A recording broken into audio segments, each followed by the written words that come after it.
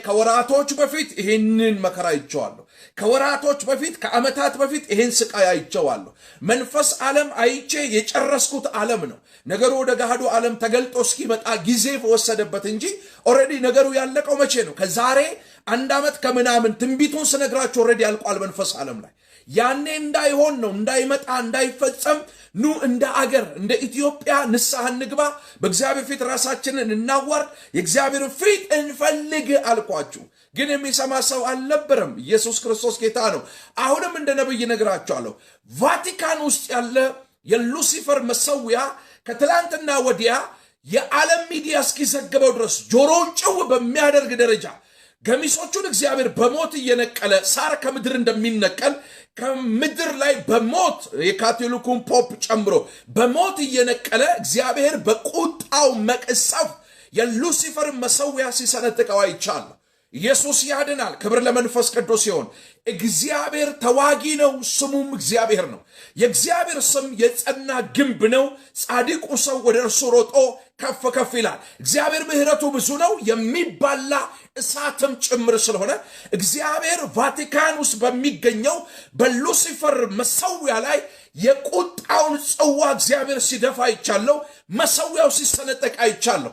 አምላክ እግዚአብሔር ዓለምን የሚያነጋግር ጆሮን ጭው የሚያደርግ ፍርድን ከላይ ከሰማይ ሲያደርግ አይቻለሁ። ለተቀረው ሕዝብ መንፈስ ቅዱስ ጌታ እግዚአብሔር እንደዚህ ይላል፣ ሕዝቤ ወደ ቤትህ ግባ፣ ፊቴን ፈልግ፣ ንስሐ ግባ፣ ራስን በፊቴ አዋርድ፣ ዘመን አልቋል ይላል መንፈስ ቅዱስ ጌታ እግዚአብሔር። ዘመን አልቋል፣ ጊዜ አልቋል። ታውቃላችሁ ኢየሱስ ክርስቶስ መስቀል ላይ ለሰው ዘር ሁሉ ቤዛ ሊሆን ነፍሱን በገዛ ስልጣኑ አሳልፎ በሰጠ ጊዜ ኢየሱስ ክርስቶስ ሞቶ ከሙታን የሞትን ጣር አጥፍቶ በተነሳበት ታይምና በመጨረሻው ዳግመኛ ኢየሱስ ክርስቶስ በሚመጣበት መካከል ያለው ዘመን 69ኛው ሱባኤ ይባላል። በዳንኤል ምዕራፍ 9 ላይ ሄዳችሁ ይህን ቃል ማንበብ ትችላላችሁ። 69ኛው ሱባኤ መካከል ላይ ነው ያላችሁት ወገኖቼ፣ በደንብ ስሙኝ። የዘመን ፍጻሜ ኒው ወርልድ ኦርደር ኦልሬዲ ክሬት ተደርጎ ያለቀበት ሐሳዊው ሐሰተኛው መሲሁ ያ ክርስቶስ ኢየሱስ በመቅደስ የሚቆምበት ዘመን ቢኖር ይሄ ዘመን ነው። ለዚህ ነው የመናፍስቱ ዓለም መንግስት ራሱን ፕሮሞት እያደረገ ዲፖፕሌሽን ላይ እየሰራ ውርጃ ላይ እየሰራ ትውልድን በቫይረስ ትውልድን በተለያየ ጎዳና አቢዩዝ እያደረገ የሚፈልገውን ቁጥር እያስተካከለ ያለበት ዘመን ይሄ ዘመን ነው። ስለዚህ የፍርዱ ሰዓት እንደደረሰ አውቀን ሁላችንም ወደ እግዚአብሔር መንግስት እንድንቀላቀል እንድንገባ የእግዚአብሔር ፊት መፈለግ እንዲሆንልን የነፍሳችን እረኛና ጠባቂ የሆነው ክርስቶስ ኢየሱስን በልባችን ዙፋን ላይ እንድናነግሰው በጌታ ፍቅር ጠይቃቸዋል። 69 ዳንኤል ምዕራፍ 9 ሄዱና አንብቡት። 69ኛው ሱባኤ ላይ ነው ያላችሁት። የሰባቱ ዓመት ፕሮፌሲ ነግሬያቸዋለሁ። ትላንትና እያንዳንዱ ነገር ስለተናገርኩኝ ሄዳችሁ ማየት ትችላላችሁ። የሰባቱ ዓመት መከራ በኢትዮጵያ የሰባቱ ዓመት መከራ በሰባቱም አህጉር ላይ የሚፈጸምበት ዘመን ሩቅ አይደለም።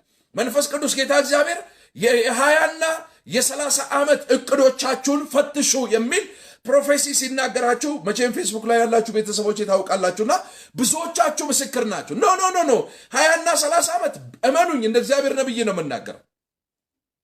የምታስባቸው ትላልቅ ካምፓኒዎች፣ ትላልቅ ድርጅት፣ ትላልቅ ተቋም ካለ ተው ካንሰል አድርገው።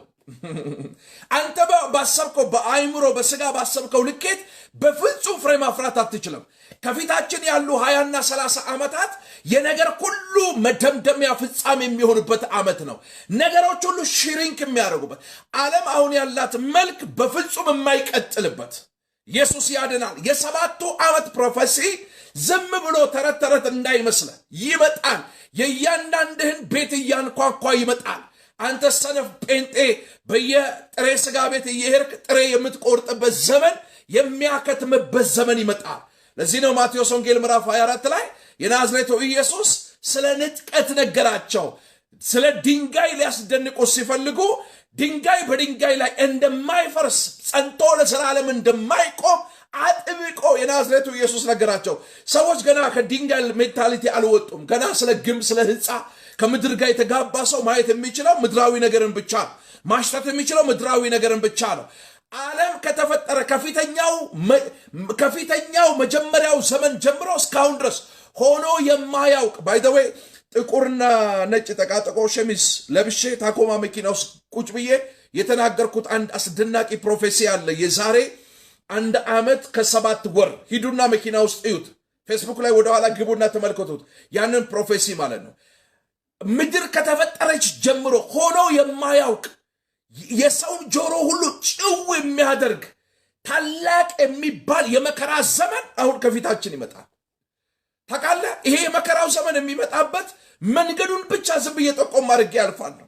ይኸውልህ አሁን ጴጥሮስ እንደተናገረው ከልካይ አለ። ከልካዩ መንፈስ ቅዱስ ይባላል። መንፈስ ቅዱስ ስላለ የቤተ ክርስቲያን ንጥቀት የቅዱሳን ንጥቀት ስላልሆነ ሉሲፈር ባሰበው መንግስቱ ባሰበው ልኬት ስትሬች ማድረግ አልቻለም።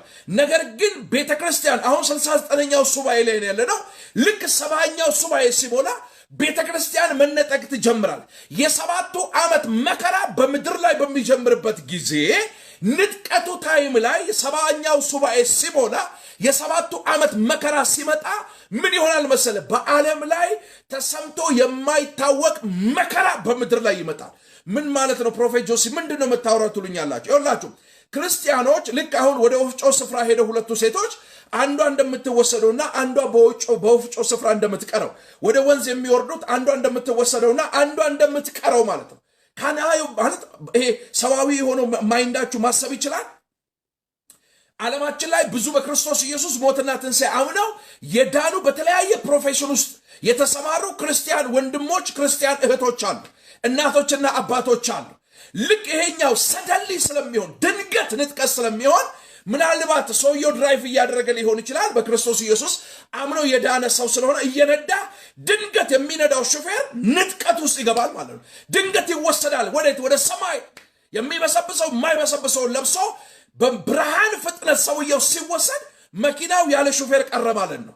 ይሄ መኪና የጫነውን ሰው ይዞ ምን ሀፕን ሊያደርግ እንደሚችል አስባችሁታል? the same time ባቡር የሚነዳውን አስቡት። the same time ትሬን የሚነዳውን አስቡት። the same time ፕሌን የሚነዳውን ሰው ያስቡት። the same time በተለያየ ፕሮፌሽን ውስጥ ያሉትን ሰዎች አስቧቸው። አያችሁ፣ ለምሳሌ ያንን ሁሉ 300 400 ሰው ጭኖ ፕሌኑ እየሄደ ምናልባት ፕሌኑን የሚዘውረው ሹፌሩ በክርስቶስ ኢየሱስ አምኖ የዳነ ክርስቲያን ወንድማችሁ ሊሆን ይችላል። ሰደሊ የ70 ዓመት ልክ ይሄ ሱባኤው ሲሞላ የ7 ዓመት መከራ ሲመጣ የዛን ጊዜ ቤተክርስቲያን ንጥቀት ሲሆን ፕሌኑን እየነዳ የነበረው ሰው ይነጠቃል፣ ይወሰዳል ማለት ነው። ከዛስ በኋላ ፕሌን ውስጥ ያሉ ሰዎች ሁሉ ምን ሊሆኑ እንደሚችሉ አስባችኋል? ተሰምቶ የማይታወቅ ከፍጥረት መጀመሪያ ሆኖ የማያውቅ ታላቅ መከራ ይመጣል። ስለተመረጡ ስለ ምርጦቹ ሲል እግዚአብሔር የመከራውን ዘመን ምን ያደርገዋል? ያሳጥረዋል። ያችን የመከራ ዘመን እግዚአብሔር ያሳጥራል። ማቴዎስ ወንጌል ምዕራፍ 24 ላይ ያለውን ቃል ልናገርና ዛሬ አብሬያችሁ ከእናንተ ጋር ጸልያለሁ። መሰዊያችሁን ያፈረሳችሁ ሰዎች መሰዊያችሁን አድሱ፣ ንስሐ ግቡ። ባክ ያረጋችሁ ሰዎች ወደ እግዚአብሔር መንግሥት ተመለሱ። ክርስቶስ ኢየሱስን ያልተቀበላችሁ ሰዎች የነፍሳችሁ እረኛና ጠባቂ ሆኖ የናዝሬቱ ኢየሱስን በልባችሁ ዙፋን ላይ አንግሱት። እነግራችኋለሁ መዳን በሌላ በማንም የለም፣ እንድንበት ዘንድ ከሰማይ በታች የተገባ ሌላ ስም የለም። የመዳን ራስ የሆነው ክርስቶስ ኢየሱስ ነው። በኢየሩሳሌም የማሰናከያ ድንጋይ አስቀምጣለሁ፣ በእርሱ ድንጋይ የማይሰናከል ሁሉ ምንድን ነው? ብፁዕ ነው። ብፁዕ ነው። ኢየሱስ ያድናል።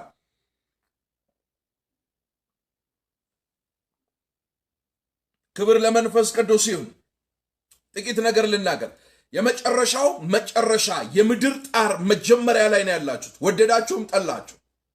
ስለዚህ አገራችን ኢትዮጵያ አሁን ከገባችበት የጨለማ ህይወት እንድትወጣ መፍትሄው ስፒሪቹዋል ብቻ ነው። ጡንቻ አይደለም፣ አፈሙዝ አይደለም፣ በፍጹም። አሁን በወንድሞች መካከል ያለ ጦርነት እንዲቆም፣ ደም መፋሰስ እንዲቆም፣ መፈናቀል እንዲቆም፣ ረሃብ እንዲቆም፣ ስደት እንዲቆም፣ ችግር ቸነፈር እንዲቆም። ማንም በክርስቶስ ቢሆን አዲስ ፍጥረት ነው። እንዴት ተነስቶ ወንድሙን ይወጋል? ይሄ ነገር እንዲቆም መፍትሄው መንፈሳዊ ብቻ ነው። መፍትሄው እኔ ብያለሁ እኮ ሰሚን ያጣሁትኝ እንጂ ደጋግሜ ተናግሬያለሁ። መንግስት እንደ መንግስት አገራዊ ብሔራዊ ጾም ጸሎት ማወጅ አለበት። ሙስሊም ወንድሞቻችን በመስጊድ አዋጅ ማወጅ አለባቸው። ኦርቶዶክስ ተዋሕዶ ቤተክርስቲያን በቤተክርስቲያን አዋጅ መለከት ተለፍፎ ተነግሮ ትውልዱ ሁሉ እንደ ነነዌ ሕዝብ ጾም ጸሎት ማወጅ አለበት። ፕሮቴስታንቱም እንደዛው፣ ካቶሊኩም እንደዛው፣ ሁል እንደ አገር እንደ ኔሽን አባቶች አሁን ምንድነው ምድሩ ላይ ሀፕን እያደረገ ያለው? ይሄ ስፒሪት ከየት መጣ? መነሻው ሌባ ሌብነቱ እስኪታወቅ ድረስ ከመስረቅ መቼም ቢሆን አይገታም። ሌብነቱን ያወቃችሁበት ቀን መስረቅ ያቆማል። ሌባው ሊገድል ሊያርድ ሊያጠፋ እንጂ ስለሌላ ስለምንም አልመጣም። ስለዚህ ትውልድን አቢውዝ እያደረገ ያለ ይሄ ክፉ መንፈስ የነፍስ መስዋዕት በወሰደ ቁጥር መንግስቱ የታደሰ አቅሙ ጉልበቱ እየጎለበተ እየጨመረ ስለሚመጣ ሌብነቱን አውቀን በዚህ በመናፍስቱ ዓለም የክፋት መንግስት ላይ ጾምና ጸሎት አውጀን ወደ እግዚአብሔር ስንጮህ መንፈስ ቅዱስ ጌታ እግዚአብሔር በምድራችን ላይ የተዘረጋውን ጽልመት ገፎ ለትውልዱ ብርሃንን ያበራል። መንፈስ ቅዱስ ጌታ እግዚአብሔር መፍትሄው ጡንቻ አይደለም። መፍትሄው ስብሰባ አይደለም። መፍትሄው መፈንቅለ መንግስት አይደለም። መፍትሄው አፈሙዝ አይደለም። መፍትሄው በእግዚአብሔር ፊት መጮው ነው። ራሳችንን ማዋረድ ነው። አባቶች ስለሰሩት ኃጢአትና በደል ስለነሱ መተላለፍ እኛ በእግዚአብሔር መሠዊያ ፊት አመድ ነስንሰን ማቅ ለብሰን አቤቱ የእስራኤል ቅዱስ ጌታ እግዚአብሔር ሆይ ማረን ብለን መጮው ነው። ስንጮው እግዚአብሔር ይራራ። ዳንኤል ስለ አባቶች መተላለፍ ነው በእግዚአብሔር ፊት የጮው። መልአኩ ቅዱስ ገብርኤል ወደ ዳንኤል የመጣበት ምስጢር ዳንኤል ስለ ኔሽን ስለ ትውልድ ስለሚጮው ነው። መፍትሄው እዛ ውስጥ ነው ያለው። ያልተነገረ ያልሰማችሁ ትንቢት የለም። ሁሉንም ፕሮፌሲ ከመንፈስ ዓለም አውርጄ ነግሬያቸዋለሁ። የሚሰማ ትውልድ የለም። ጆሮ የሚያሳክክ ስለሆነ ትውልዱ ይሄንን መልካም ዜና መስማት አይፈልግም። ነገሩ ከመጣና ቀንበር ከተጫነበት በኋላ ነው። ታስታውሳላችሁ አይደል? ፕሮፌሲ ስነግራችሁ ማቴዎስ ወንጌል ምዕራፍ 22 ላይ ናዝሬቱ ኢየሱስ እንደዚህ አላቸው። ኢየሱስም ከመቅደስ ወጥቶ ሄደ። ደቀ መዛሙርቱም የመቅደሱን ግንቦች ሊያሳዩት ቀረቡ። እርሱ ግን መልሶ ይህንን ሁሉ ታያላችሁን? እውነት እላችኋለሁ ድንጋይ በድንጋይ ላይ ሳይፈርስ በዚህ አይቀርም አላቸው። እርሱም በደብረ ዘይት ተቀምጦ ሳለ ደቀ መዛሙርቱ ለብቻቸው ወደ እርሱ ቀርበው ንገረን፣ ይህ መቼ ይሆናል? የመምጣትና ያለ መጨረሻ ምልክቱስ ምንድን ነው አሉት። ኢየሱስም መልሶ እንዲህ አላቸው፣ ማንም አያስታችሁ፣ ተጠንቀቁ። ብዙዎች እኔ ክርስቶስ ነኝ እያሉ በስሜ ይመጣሉና ብዙዎችንም ያስታሉ። ጦርንም የጦርንም ወሬ ትሰሙ ዘንድ አላችሁ። ይህ ሊሆን ግድ ነውና ተጠበቁ፣ አትደንግጡ። ዳሩ ግን መጨረሻው ገና ነው። ሕዝብ በሕዝብ ላይ መንግሥትም በመንግሥት ላይ ይነሳልና ረሃብም ቸነፈርም የምድር መናወጥም በልዩ ልዩ ስፍራ ይሆናል። እነዚህ ሁሉ የምድር ጣር መጀመሪያ ናቸው። የምድር ጣር መጀመሪያ ናቸው። በዚያን ቀን ለመከራ አሳልፈው ይሰጧቸዋል፣ ይገሏችሁማል። ስለ ስሜም በአሕዛብ ሁሉ የተጠላችሁ ትሆናላችሁ። በዚያን ጊዜ ብዙዎች ይሰናከላሉ፣ እርስ በራሳቸውም አሳልፈው ይሰጣጣሉ፣ እርስ በራሳቸውም ይጣላሉ። ብዙ ሐሰተኞች ነቢያትም ይነሳሉ፣ ብዙዎችንም ያስታሉ። ከአመፃ ብዛት የተነሳ የብዙ ሰዎች ፍቅር ትቀዘቅዛለች።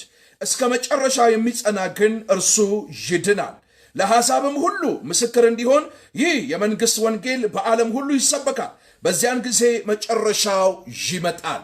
የዓለም መንግስታትን ሁሉ አድሬስ በሚያደርግ ደረጃ ይህ የመንግስቱ ወንጌል እስከ ምድር ዳር መጨረሻው ድረስ ከፀሐይ መውጫ እስከ ፀሐይ መጥለቂያ ይሰበክ። ኦልሬዲ ይሄ ወንጌል አሁን ያልገባበት ምድር የለም። ኢትስ ደን። የዛን ጊዜ ምኑ ይመጣል አለ? መጨረሻው ይመጣል። መጨረሻው ይመጣል። ዳንኤል ምዕራፍ 9 አንብቡት። ኢሳይያስ ምዕራፍ 14 አንብቡት። ሕዝቅኤል ምዕራፍ 28 አንብቡት። የሉሲፈር ሐሳብና አካሄዱ አገባቡ እንዴት እንደሆነ በደንብ አንደርስታንድ እንድታደርጉ ማለት ነው። ዘካርያስን ሂዱና አንብቡ። በጣም ስትሮንግ የሆነ ጥልቅ የሆነ የመናፍስቱ ዓለም መንግስት የክፋት አካሄድ ምን እንደሆነ ሲበራላችሁ ለከበረው ለእግዚአብሔር ዓለም መንቃት ትጀምራላችሁ። 69ኛው የዛሬ 2000 ዓመት ነው መወስዳችሁ ወደኋላ። ኢየሱስ ክርስቶስ ከሰማይ ሰማያት ወረደ። በእመቤታችን ቅድስት ድንግል ማርያም ማኅፀን ተጸነሰ፣ ተወለደ፣ አደገ። በ30 ዓመቱ በመጥምቁ ዮሐንስ እጅ በዮርዳኖስ እንግዲህ ጽድቅን ሁሉ እንፈጽም ዘንድ ይገባናል አለ። ተጠመቀ። መንፈስ ቅዱስ ወደ ምድረ በዳ ወሰደው። ከምድረ በዳ ተመለሰ። ወደ ናዝሬት ከተማ ገባ፣ በምኩራቦቻቸው ቆመ፣ ወንጌልን ሰበከ፣ አስተማረ፣ the kingdom of Godን አወራላቸው።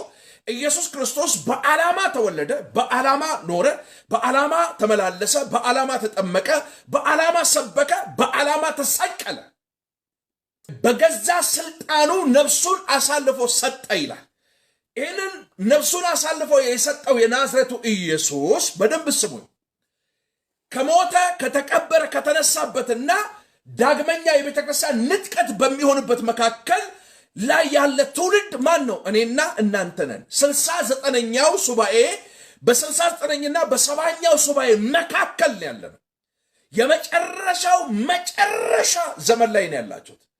አያችሁ፣ ጊዜው እንዳለቀ አውቆ ዲያብሎስም ልክ ኢየሱስ ክርስቶስ ለጴጥሮስ እንደነገረው እንደ ስንዴ ሊያበጥራችሁ ወደደ፣ እኔ ግን ስለ እናንተ ማለድኩ እንዳለ ከሴቲቱ የተወለደውን ለማጥፋት ዘንዶ ወንዝም ያህል ውሃ ከአፉ እንደተፋ በራእይ ምዕራፍ 12 ላይ ነገር ግን እንዳልቻለ ባወቀ ጊዜ የክርስቶስ ምስክር ያላቸውን ያጠፋ ዘንድ ተመልሶ በአሸዋ ላይ ቆመ ተብሎ እንደተጻፈ ዘንዶው የቀደመው ዘፍጥረት ምዕራፍ 2 ላይ የነበረው እባብ ነው።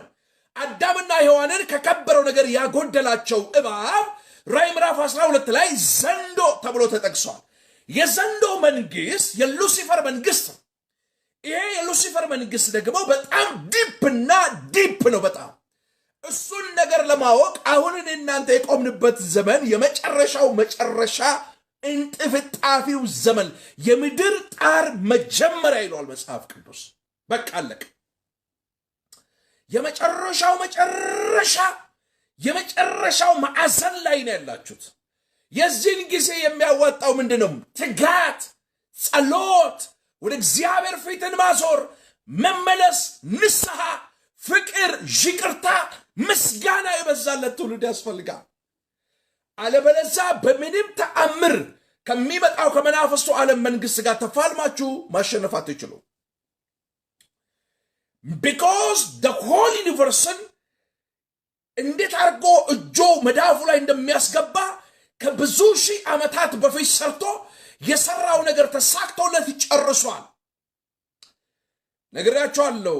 ከሕክምና ከየትኛው ማህበራዊ ህይወት ከየትኛው ጤና ተቋም ውጪ ከየትኛው ቢዝነስ ከየትኛው ትራንስፖርቴሽን ከየትኛው አሁን ለዓለም ላይ ከምታዩት ሲስተም ውጪ ትደረጋላችሁ። back to the origin የዛን ሰዓት ከእናንተ መካከል አቅም ያለው ሰው ጀግና አለ ወይ? ዕብራውያን ጻፊ እንደተናገረው ገና ደምን እስከ ማፍሰስ ድረስ አልተጋደላችሁም ብሎ እንደተናገረ ከእናንተ መካከል ጀግና ሴት አለች ወይ? ነይ እጅሽን ለማይክሮቺፕ ስጪ ስትባል ኖ ማለት የምትችል አያችሁ። ኖ ስትሉ ዝም ብሎ ተረት ወይንም ዕቃቃ ጨዋታ እንዳይመስላችሁ። ኖ በማለታችሁ ምክንያት የምትቀበሉት መከራ አለ፣ የምትጠጡት የመራራ ጽዋ አለ። ቢኮዝ ኖ ካልሽበት ማይክሮ ሰከንድ ጀምሮ ከየትኛውም ማህበራዊ ህይወት ውጪ ነው የምትደረገው። መግዛት አትችይም። ራእይ ምዕራፍ 13 እንደሚነግርሽ መሸጥ አትችይም። ትራንስፖርት መሳፈር አትችይም። ሕክምና ሄደሽ መታከም አትችይም። የትኛውም ሱፐርማርኬት ሄደሽ መግዛት አትችይም። ድራይቪንግ ላይሰንስ የለሽም። ፓስፖርት የለሽም። ይህንን ነገር ማድረግ የሚችል ሰው አለ ወይ? ኖ ማለት የሚችል ክርስትናን ጳውሎስ ሞቶ ስለጀመረው የሮማውያን አጭርና ቀጭን የሞት ፍርድ ደብዳቤ ማህተም የተመታበት አላስፈራውም፣ አላስደነገጠውም። በርኖሴን ይዘህልኝና አለው። ሮም ፍርድ ቤት ውስጥ እስር ቤት ተወርውሮ ተጥሎ በዛ ሰውነቱ ሸክ እያደረገ እየተንቀጠቀጠ ከስጋው ነፍሱ ተለይታ እስክትወሰድበት ማይክሮ ሰከንድ ድረስ ለሚመጣው ትውልድ ይጠቅማል ብሎ ያሰበውን መንፈስ ቅዱስ መለኮት በውስጡ ያስቀመጠውን የከበረው መልእክት እያንጠፋጠፈ ለሚመጣው ጄኔሬሽን ያስቀምጥ ነበር ጳውሎስ። ክርስትናን ሞቶ የጀመረ ሰው ከዚህ ከሚታየው ዓለም የተገለጠ የትኛውም አዋጅ አያስፈራውም፣ አያስደነግጠውም። ለሱ ተሰናድተናል ወይ? የፍርዱ ሰዓት ደርሷል። የመጨረሻው ዘመን ላይ ያላችሁት የሆነ ማዕዘን ላይ ናችሁ። የሆነ ኮሪደር ላይ ናችሁ ያላችሁት። የሱ የሆኑትን እግዚአብሔር ጣልቃ ገብቶ ሊታደጋቸው በዓለም ላይ ሊመጣ ካለው ከፍርዱ ሰዓት ላይ ያስመልጣቸው የሱ የሆኑትን ሊሸሽጋቸው በክብር ሊወስዳቸው ንጥቀት ሊሆን በቤተ ክርስቲያን መጨረሻ ዘመን ላይ ያላችሁ ትችላለህ ወይ? ራእይ ምዕራፍ 14 ግለጭና አንብቢው። ለአውሬው ምስል ይላል ደግሞ ግንባራቸውን ደግሞ ቀኝ እጃቸውን የማይሰጡ ይልና ራሱ መንፈስ ቅዱስ ሲመሰክርላቸው ይሄ በጎና መልካሙ ስራቸው ይልና ተከትሏቸው ይሄዳል ይላል። አንተ ተከትሎ የሚሄድ ስራ ለመስራት ተዘጋጅተሃል ወይ ነው? ተከትሎሽ የሚሄድ ስራ ለመስራት ተዘጋጅተሻል ወይ ነው? ወይስ ደግሞ በቃ እኔ ከንትና አልበልጥም ይሄው ብለሽ እጅሽን ትሰጫለሽ ለዘላለም ከመናፍስቱ ዓለም መንግስት ጋር እሳቱ ወደማይጠፋው ወደ እሳት ባህር ዲል ለመጣል ቆርጠሻል ወይ ነው? ክርስትና ይሄ ነው ይላችሁ። የሆነ ክርስትና መዳረሻ አለው። ብዙ ጨለማ ብርሃን እንደማይሆን ሁሉ ብዙ ውሸት እውነትን አይተካምና ምናልባት አላስፈላጊውን ስትፈልጉ ተፈላጊውን ክርስቶስ ኢየሱስን በሕይወታችሁ ሚስ እንዳታረጉት። ክርስትና ማትጨርሰው ከሆነ ባትጀምረው ይሻላል። ኦልሬዲ ከመንፈስ ዓለም ጋር ተነካክተሃል። ስትመለስም የበቀል መንፈስ ነው የሚቀበል። ይደቁሳል፣ ሰብሮ ይገላል፣ አይራራልህም። ሌባው ሊገድል ሊያርድ ሊያጠፋ እንጂ ስለሌላ ስለምንም አልመጣም። ክርስትና ሽልማት ያለው ህይወት ነው። ክርስትናን ከጀመርክ መጨረስ ነው ያለብህ። እስከ መጨረሻ የሚጸና እርሱ ምን ይላል? ይድናል። እስከ መቼ? እስከ መጨረሻ። ማቴዎስ ወንጌል ምዕራፍ 10 እዚህ 24 ላይም አለ። ቁጥር 15 ላይ እንደዚህ ይላል፣ እንግዲህ በነቢዩ በዳንኤል የተባለው የጥፋት ርኩሰት በተቀደሰችው ስፍራ ቆሞ ስታዩ አንባቢው ያስተውል። በዳንኤል ምዕራፍ 9 ላይ የተነገራል። የእርኩሰት መንግስትን ገቨርን የሚያደርገው በተቀደሰው ስፍራ ቆሞ ስታዩት ምን ማለት መሰለ? አሁን እስራኤል ላይ ሶስተኛው የሰለሞን መቅደስ እየተገነባ ነው። የሚገነባው ታቦቱን ለማስገባት እንዳይመስለ፣ የሚገነባው መንፈስ ቅዱስን ኢንቫይት ለማድረግ እንዳይመስለ። በአንደኛ ነገሥት ላይ እንዳየኸው ሰለሞን የእግዚአብሔርን ቤተ መቅደስ ሰርቶ እንደጨረሰ መዘምራን ገብተው ወርሽፕ ሲያደርጉ መንፈስ ቅዱስ ያ የክብር ደመና ወረደ እንደሚለው እንዳይመስለ። አሁን ሶስተኛው የሰለሞን ቤተ መቅደስ የሚገነባበት ትልቁ አጀንዳ ሐሰተኛ ወይንም አንታይ ክራይስት በዛ ስፍራ ይገባል። አሜሪካ ሰራሽ ጊደሮች ገብተዋል። ኢየሩሳሌም ላይ እየተቀለቡ ነው። ከገቡ በኋላ ከተሰዋ በኋላ የሌዋውያን ስርዓት ካመጡ በኋላ ወርሺፕ መደረግ ይጀምራል። የራሱን ምስል አስቀምጦ አይ አም ክራይስት ይላል። እኔ ክርስቶስ ኢየሱስ ነኝ፣ ወርሺፕ አርጉ፣ ስገዱልኝ፣ አምልኩኝ ማለት ይጀምራል። የዛን ጊዜ አንባቢው ምን ይበል? ያስተውል። ምንድነው ያስተውለው? የሰባቱ ዓመት የመከራው ዘመን እንደመጣ፣ ሰባኛው ሱባኤ እንደተፈጸመ የዛን ጊዜ አንባቢው ምን ይበል? ያስተውል። ቢኮዝ ባልተፈቀደለት ስፍራ በቤተ መቅደስ ውስጥ የርኩሰትን መንግስት ገቨርን የሚያደርገው አንታይ ክራይስት መጥቶ በገባና በተመለከ ጊዜ ስታዩ ይላል። ዳንኤል እኮ የሚገርም ነብይ ነው። ዘመን ተሻግሮ ያየ ሰው ነው። አንባቢው ያስተውል። በዚያን ጊዜ በይሁዳ ያሉ ወደ ተራሮች ይሽሹ፣ በሰገነትም ያለ በቤቱ ያለውን ሊወስድ አይውረድ፣ በእርሻም ያለ ልብሱን ይወስድ ዘንድ ወደ ኋላ አይመለስ። ወደ ኋላ እንዳትመለሱ። በዚያች ወራት ለእርጉዞችና ለሚያጠቡ ወየውላቸው። ነገር ግን ሽሽታችሁ በክረምት ወይንም በሰንበት እንዳይሆን፣ የሚሸሹበት ታይም ሰንበት ወይንም ደግሞ ክረምት እንዳይሆን ጸልዩ። በዚያን ጊዜ ከዓለም መጀመሪያ፣ እቺን መስመር ያዙልኝ፣ አስምሩበት። ከዓለም መጀመሪያ የሚለውን አስምሩ። ከዓለም መጀመሪያ ጀምሮ እስከ ዛሬ ድረስ ያልሆነ ከእንግዲህም ከቶ የማይሆን ታላቅ መከራ ይሆናልና። ይሄ 69ኛ እና በሰባኛው ሱባኤ መካከል ያለ ነው። አሁን ከልካይ መንፈስ ቅዱስ አለ።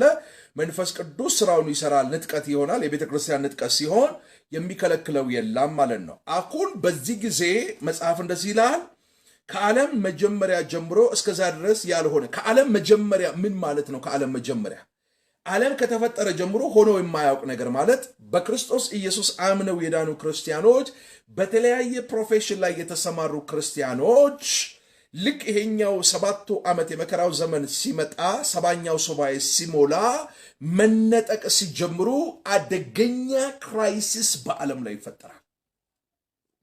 ማለት ዝም ብላችሁ አስባችሁታል? ልጆቻችሁን ትምህርት ቤት ልካችኋቸው ልጆቻችሁ ተምረው ሲመጡ ወይ እናት ወይ አባት ቤት የሉም፣ ተወስደዋላ። ልጆቻችሁን ትምህርት ቤት ልካችሁ ምሳ ለማድረስ ወደ ትምህርት ቤት ስትሄዱ ልጆቻችሁ ትምህርት ቤት ውስጥ ማጣት ማለት ነው። ምን አይነት ነገር ሊፈጠር እንደሚችል በዛ ፋሚሊ ውስጥ አስባችሁታል? ሰውየው ባቡር እየነዳ ባቡር ድራይቭ የሚያደርገው ሹፌር የለም፣ ወይ መርከብ እየነዳ ካፒቴኑ የለም፣ ወይ ፓይለቱ የለም፣ ይወሰዳል። ከዛ ያ ፕሌን ውስጥ ያለ ህዝብ ሁሉ ምን እንደሚሆን አስባችሁታል? ሰማይ ላይ ያለው ወደ ምድር ላይ ያሉ መኪኖች ሁሉ ግጭት ይፈጥራሉ። ባቡሮች መስመራቸውን ይስታሉ። ዓለም ከተፈጠረ ጀምሮ ሆኖ የማያውቅ አደገኛ መቃወስ በምድር ላይ ይሆናል ይላል መጽሐፍ ቅዱስ ሲናገር። ከፍተኛ ቀውስ ማለት ትርምስምሱ ነው የሚወጣው። ምናልባት እኮ ባል መናፍስቱን ዓለም መንግስት እያመለከ ሊሆን ይችላል። ሚስቱ ግን በስነ ስርዓት ክርስቶስን ወርሽፕ በመታረቅ የምታመልክ ሴት ሆናል። ሰውየው ለአጋንንት ሰውቶ ሲመጣ ሚስቱ ቤት የለችም። ወይ ከተወለዱ ልጆቹ መካከል 3ቱ ተወስደዋል፣ 2ቱ ቀርተዋል። ምናልባት ፕራይም ሚኒስቴሩ በንጥቀት ተወስደዋል፣ ሌላው ፓርላማ ውስጥ ያለ አባል ግማሹ ቀር። ዓለም ላይ ተሰምቶ ይሄ ማለት the same time suddenly ድንገት ስለሚሆን በየትኛውም ዓለም ላይ ያሉ ፓስተሩ መድረክ ላይ እየሰበከ ሊሆን ይችላል። ፓስተሩ ሲወሰድ በጉባኤ መካከል ገሚሱ ሰው ሲወሰድ ገሚሱ ጉባኤ ወንበር ላይ ሲቀር ማለት ነው። ዓለም ከተፈጠረ ጀምሮ ተሰምቶ የማይታወቅ ዋው አሜዚንግ። ለዚህ ተዘጋጅተሃል ወይ በሉት ከጎናችሁ ሰው ካለ። ለዚህ ለከበረው ቀን የተባረከው ተስፋ በክብር ሲመጣ በደመና እሱን ለመቀበል ለመነጠቅ ተዘጋጅተሃል ሆይ? የሚበሰብሰው የማይበሰብሰውን እንዲወርስ ተዘጋጅተሃል ሆይ? ዘወትር ህይወት እግዚአብሔርን የመፍራት ነው ወይ? ጽድቅ ነው ወይ? ቅድስና ነው ወይ? የንስሐ የይቅርታ የምስጋና ነው ወይ በሉት። ንገሩት ከጎናችሁ ያለው ሰው። ይሄ እግዚአብሔር ቃል ነው። የኔና የእናንተ የአባታችን ቃል ነው። የሚሰራ ሕያው የሆነ ቃል ነው። መከራ ይሆናል። እነዚያ ቀናቶች ባያጥሩ ሥጋ የለበሰ ሁሉ ባልዳነም ነበረ። ነገር ግን በዚያች ቀን ስለተመረጡ ሰዎች ያጥራሉ። በዚያን ጊዜ ማንም እነሆ ክርስቶስ ከዚህ አለ ወይንም ከዚህ አለ ቢላችሁ አትመኑ። ሐሰተኞች ክርስቶሶችና ሐሰተኞች ነቢያቶች ይነሳሉና ቢቻላቸውስ የተመረጡትን ስንኳ እስኪያስቱ ድረስ ታላላቅ ምልክትና ድንቅን ያሳያሉ። እነሆ አስቀድሜ ነገርኳችሁ። እንግዲህ እነሆ በበረሃ ነው ቢሏችሁ አትውጡ፣ እነሆም በእልፍኝ ነው ቢሏችሁ አትመኑ። መብረቅ ከምስራቅ ወጥቶ እስከ ምዕራብ እንደሚታይ የሰው ልጅ መምጣት እንዲሁ ልክ በዚህ ታይም ውስጥ ድብልቅልቁ በሚወጣበት ታይም ላይ የሰው ልጅ ደግሞ መምጣት እንዲሁ ይሆናል። እንዴት? ልክ መብረቅ ነጎድጓዱን ታውቃላችሁ አይደል? ከሰሜን ወጥቶ ወደ ገገገገገገ ብሎ ምዕራብ ላይ ሄዶ እንደሚያንጸባርቀውና በብርሃን ፍጥረት እዚህ ጋር ያያችሁት እዛ ጋር መዳረሻው እንደሚሆን የሰው ልጅ መምጣት ልክ እንደዚህ ይሆናል። ዓለም ትርምስምስ ውስጥ እያለ ድብልቅልቁ እያለ የሰው ልጅ እንዲሁ ይመጣል። ልክ እንደ መብረቅ እንደነጎድጓዱ እንዲሁ የናዝሬቱ ኢየሱስ ይመጣል። የወጉት አይኖች ያዩታል፣ መቃብሮች ይከፈታሉ። ባይ ዘ ዌይ ራእይ መጽሐፍን በማስተዋልና በጥንቃቄ አንብቡት። በዙፋኑ ላይ በተቀመጠው ፊት ባህር የወሰደቻቸው ነፍስ ትሰጣለች፣ መቃብሮችም የዋጠችው ነፍስ ትሰጣለች። የትኛውም እንስሳ የበላውን ነፍስ ሁሉ ይሰጣል። መጽሐፍ ቅዱስ ሰው ሚረክል ሁሉም ይሰጣሉ። በክርስቶስ በፍርድ ወንበር ፊት ይቆማሉ። በክርስቶስ በፍርድ ወንበር ፊት ይቆማል። አንተም አንቺም አንተም እኔም ማንም በክርስቶስ በፍርድ ወንበር ፊት ምን ይላል? ይቆማል። መምጣት እንዲህ ይሆናል። በድን ባለበት በዚያ አሞራዎች ይሰበሰባሉና። በድን ማለት ጥንብ ነው፣ የሞተ ህይወት የሌለው። የሚያሳዝነው ህይወት የሌለው የሞተው የሸተተው የጠነባው ነው ህይወት ያላቸውን ነገር የመሰብሰብ ብቃት ያለው። በደንብ ስሙ። this is secret። በድን ባለበት በዚያ አሞራዎች ይሰበሰባሉ። በድን ባለበት ዛሬ ይውላችሁ ህይወት በሌለባት ቤተክርስቲያን፣ ወንጌል በማይሰበክባት ቤተክርስቲያን፣ ክርስቶስ በማይነገርባት፣ መስቀል በማይነገርባት፣ ሞት በማይነገርባት፣ ትንሣኤ በማይነገርባት፣ ብለድ ኦፍ ጂሰስ በማይናገርባት፣ በማይሰበክባት፣ ምድራዊ ኮተት ብቻ በሚወራባት ቤተክርስቲያን ሂዱ፣ መቀመጫ የለም። ከሌሊቱ 9 ሰዓት 8 ሰዓት ሰው ወረፋ ይይዛል። በድን ባለበት በዚያ አሞራዎች ይሰበሰባሉ አለ ናዝሬቱ ኢየሱስ ሲናገር። ህይወት የማይሰበክበት የኢየሱስ ደም ዛሬም ትኩስ ነው። ኢየሱስ ሞቱ፣ ትንሣኤው፣ መከራው፣ ስቅለቱ፣ ግርፋቱ፣ ችንካሩ በማይሰበክባት ቤተክርስቲያን ኦሬዲ ያቺ ቤተክርስቲያን ባይዘው ክርስቶስን ማዕከል ያላደረገች ቤተክርስቲያን ሙት ናት። ክርስቶስ በሌለበት መንፈስ ቅዱስ የለም። መንፈስ ቅዱስ በሌለበት እግዚአብሔር አብ አባት የለም። በደንብ ስሙ። ኢየሱስ የማይሰበክበት የትኛው መድረክ ላይ ሆሊ ስፒሪት የለም። ኢየሱስ ካልተወራ መንፈስ ቅዱስ የለም። መንፈስ ቅዱስ ከሌለ እግዚአብሔር አብ አባት የለም። የሰው የመንፈስ ቅዱስ ማደሪያ የሆነው ይሄ ክቡሩ ሰው እየፈረሰ ህንፃ ድንጋይ ግንብ የሚገነባባት ቤተክርስቲያን መንፈስ ቅዱስ ወዚህ ያለ ብትለኝ በጣም ነው መሰቀብህ፣ በጣም ነው ማፌዝብህ፣ በጣም ነው የምታሳዝነኝ። ምክንያቱም ኢየሱስ የወረደውና የሞተው ሰውን የመንፈስ ቅዱስ ማደሪያ ኢሳይያስ ሂድና አንብበው። ሂድ ምን አይነት ቤት ነው መሰራለት ለእግዚአብሔር? ሰማይ ዙፋኑ ነው፣ ምድር የእግሩ መረገጫ ናት። እግዚአብሔር ሰማያትን በስንዝሩ ነው የሚለካው። እንደዚህ ይሄ አንተ አይተ የማትጨርሰው ሳይንስ ሄዶ የመጨረሻውን ዕውቀቱን ኢንቨስት አድርጎ ያልደረሰበትን ሰማይ እግዚአብሔር በስንዝሩ ነው የሚለካው። ታዲያ እግዚአብሔር በስንዝር የሚለካው እሱ በስንዝሩ የሚለካው ሰማይ ውስጥ ነው እግዚአብሔር የሚኖረው፣ እዛ ውስጥ ነው የሚኖረው። እግዚአብሔር ትልቅ ነው፣ እኛም አናውቀው። God is almighty። በጣም ጃያንት ነው እግዚአብሔር፣ ሰፊ ነው፣ ጥልቅ ነው እግዚአብሔር። ይሄ ትልቁ እግዚአብሔር በቆሮንቶስ ምዕራፍ 3 እና 6 ሄዱና አንብቡ። ማንም የእግዚአብሔርን ቤተ መቅደስ ቢያፈርስ እግዚአብሔር እርሱን ያፈርሰዋል። የእግዚአብሔር ቤተ መቅደስ ክቡር ነውና ያውም እናንተ ናችሁ። የመንፈስ ቅዱስ ማደሪያዎች ነን። መንፈስ ቅዱስ የሚያድርበት ይሄ የከበረ ሰውነት እየፈረሰ ነገር ግን በዚህ በፊዚካሉ ዓለም ላይ ግንብ ድንጋይ ብትገነባ እስቅብሃለሁ። ድንጋይ የተገነባ መንፈስ ቅዱስ የሚያድርበት የሰው ክቡር ሕይወት እየፈረሰ ባለበት ቤተክርስቲያን ኢየሱስ የለም፣ መንፈስ ቅዱስ የለም፣ እግዚአብሔር አብ አባት የለም። ያቺ ቤተክርስቲያን በድን ናት፣ ሙት ናት፣ አትሸትም፣ መዓዛ የላትም። በድን ባለበት በዚያ አሞራዎች ይሰበሰባሉ አለ ናዝሬቱ ኢየሱስ ሲናገር። በድን ባለበት ስፍራ ያቺ የሞተች ቤተክርስቲያን ሕይወት ያላቸውን የከበሩትን የመንፈስ ቅዱስ ማደሪያ የሆኑትን ሰዎችን ሁሉ ሳክ ታረጋለች፣ ትሰበስባለች። ወዳጅ ያራግፍና ውጣ። የዘመን መጨረሻ ላይ ነው ያለው። ብቻህን ነው የምትሞተው፣ ብቻህን ነው የምትቀበረው። ማንም አብሮ የሚቀበር የለም። ማንም። በጣም የሚገርም ነው። የመጨረሻው የቁርጡ ቀን ሲመጣ፣ የቁርጡ ሰዓት ሲመጣ እንዲህ ስፍስፍ የምትልልህ ሚስትህ እንኳን አብረ መቃብር አትገባም። ስፍስፍ የምትልላቸው ልጆች ከአንተ ጋር አይቀበሩም። ያንተ ህይወት ያንተ ነው፣ ያንቺ ህይወት ያንቺ ነው። እህቴ ስሚኝ፣ ይህንን ህይወት ነው በጥንቃቄና በማስተዋል እንድትይዙት የምፈልገው። ማንም ሰው እኔ እንዲከተለኝ አልፈልግም። ማንም ሰው መጽሐፍ ቅዱስ እንዲከተል እፈልጋለሁ። የበራላችሁን ብርሃን አስጠብቃችሁ መሄድ አለባችሁ። የጋን ውስጥ መብራት እንዳትሆኑ። ዘመን አልቋል፣ ጊዜ አልቋል፣ ሰዓቱ አልቋል። ምናልባት እግዚአብሔር እኔን ድምፅ አድርጎ ልኮላችሁ ይሆናል። ካላችሁበት አዘቅት፣ ካላችሁበት ጨለማ፣ ካላችሁበት የትኛውም የርግማን ሸለቆ አራግፋችሁ በመውጣት ከመንፈስ ቅዱስ ጋር እንድትጣበቁ። እኔ እውነተኛ የወይን ግንድ ነኝ፣ አባቴ ገበሬ ነው አለ።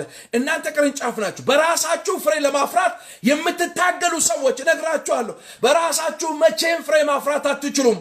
ፍሬ ማፍራት ከፈለጋችሁ ግንዱ ክርስቶስ ነው። ከክርስቶስ ጋር ተጣበቁ። አባቴ ገበሬ ነው። በእኔ ያለውን ደግሞ አብዝቶ ፍሬ እንዲያፈራ የሚገርዘው ስታፍ አለ። በእኔ ያለው ደግሞ ኖ የሚል ደግሞ የሚታበይ ቅርንጫፍ ካለ እግዚአብሔር ይቆርጠዋል። የገበሬ ስራ መቁረጥና መግረዝ ነው። ከሚቆረጠው ሳይሆን ከሚገረዙት ወገን ለመሆን ተሰሩ። የጋኑስ መብራት አትሁኑ። በተራራ ራስ ላይ ያለች ከተማ ልትሰወር አይቻላትም። እግዚአብሔር አብ አባት በልጁ በክርስቶስ ኢየሱስ በእናንተ ውስጥ ያስቀመጠው ብርሃን የከበረ ብርሃን ነው። እናንተ የምድር ጨው ናችሁ፣ የዓለም ብርሃን ናችሁ። ያለ እናንተ እቺ ምድር ጨለማ ናት። ያለ እናንተ እቺ ምድር ቴስትለስ ናት። እግዚአብሔር በእናንተ የከበረ ነገር አስቀምጧል። እናንተ የመጣችሁበት የተቀዳችሁበት ዓለም ግዙፍ ነው፣ ጃያንት ነው። ስለዚህ ለራሳችሁ ያላችሁን ቫልዩ አስተካክሉ። የምታዩበት የተንሻፈፈ መነጽር ካለ አውልቃችሁ ጣሉት። ተራ ሰው አይደላችሁም። እኔ ጆንያ ነኝ አረባም። ትረባለህ። አንተ ክቡር ሰው ነህ። የመንፈስ ቅዱስ ማደሪያ ነህ። ዘመን አልቋል። ለሚጠፉት የሕይወት መዓዛ ሽታ ለመሆን ተሰራ። ከዛ በኋላ ያ የተሰራውን ነገር አካፍል፣ አቆርሰ ስጥ ለሰዎች። ብርሃን ሁን። የናዝሬቱ ኢየሱስ ይህን ይልሃል።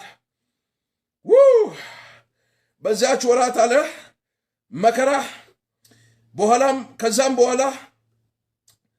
በኋላ ወዲያው ፀሐይ ጨልማል፣ ጨረቃም ብርሃኗን አትሰጥም፣ ከዋክብትም ከሰማይ ይወድቃሉ፣ የሰማያትም ኃይላት ይናወጣሉ። በዚያን ጊዜ የሰው ልጅ ምልክት በሰማይ ይታያል። በዚያን ጊዜ የምድር ወገኖች ሁሉ ዋይ ዋይ ዋይ ዋይ ዋይ ዋይ ይላሉ። የሰው ልጅንም በኃይሉና በክብሩ በብዙ ክብር በሰማይ ደመና ሲመጣ ያዩታል። መላእክቱንም ከታላቁ መለከት ድምፅ ጋር ይልካቸዋል። መላእክቶች ይላካሉ፣ ከታላቁ ድምፅ መለከት ጋር ይልካቸዋል። ከሰማያትም ዳርቻ እስከ ዳርቻው ከአራቱ ንፋሳት ለእርሱ ለእግዚአብሔር የተመረጡትን ይሰበስባሉ። ምሳሌውንም ከበለስ ተማሩ።